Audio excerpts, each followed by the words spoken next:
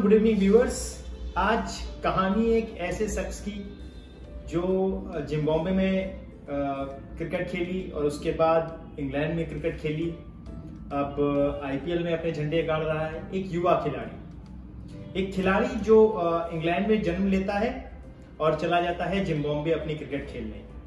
उसके पिता जिम्बाब्वे के लिए क्रिकेट खेलते रहे और उसने भी यही सोचा कि वो जिम्बाब्वे के लिए क्रिकेट खेलेगा, लेकिन फिर वो इंग्लैंड शिफ्ट हुआ, अपना नाम कमाया, अंडर 19 खेला और अब आईपीएल में चेन्नई सुपर किंग्स के लिए झंडे गाड़ रहा है।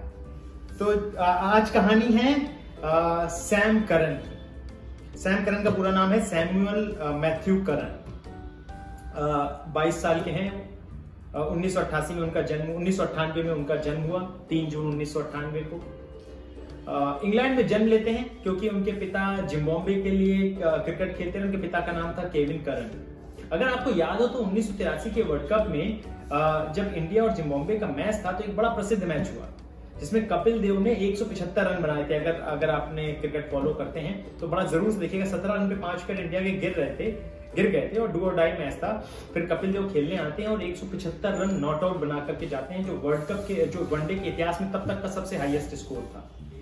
उनके अपोजिट टीम में खेले थे सैम करन के पिता, जिनका नाम था केविन करन।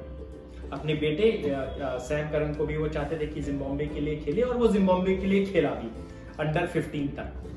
और उसके बाद सन 2004 तक वो जिम्बाब्वे रहा सैम करन। और उसके बाद सन 2004 में वहां पर रॉबर्ट मुगाबे, जो वहां के जिम्बाब्वे के राष्ट्रपति थे, वो एक नई चीज लेकर के आते हैं जिसमें एक नए रूल्स लेकर के आते हैं वाइट्स के खिलाफ, जिसकी वजह से वहां पर बहुत सारे खिलाड़ियों को जिम्बाब्वे छोड़ना पड़ गया। जब तो इसकी वजह से जो सैम करन थे वो इंग्लैंड शिफ्ट हो जाते हैं। और देखिए, सिर्फ सैम करन अकेले नहीं थे, उस समय बड़े बड़े खिलाड़ियों ने जिम्बाब्वे छोड़ दिया था। एंडी फ्लावर छोड़ करके चले गए, हीथ स्ट्रिक छोड़ करके चले गए, हेनरी ओलंगा आपने सुना होगा जो सचिन के लिए फेमस थे, शारजाह के मैदान में उन्होंने सचिन को आउट किया था, फिर सचिन उनके खिलाफ बहुत एंग्री हो गए थे, वो भी छोड़ करके चले गए।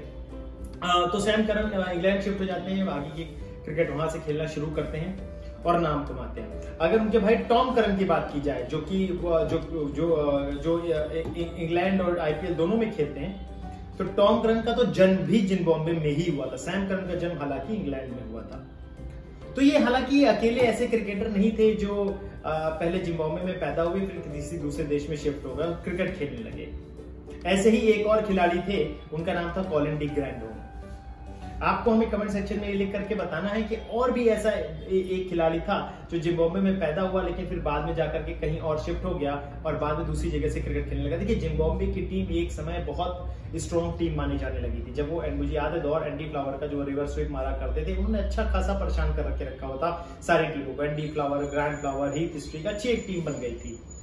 लेकिन वो धीरे धीरे रॉबर्ट मुगाबे ने पूरे क्रिकेट के जिम्बाब्वे को खत्म कर दिया।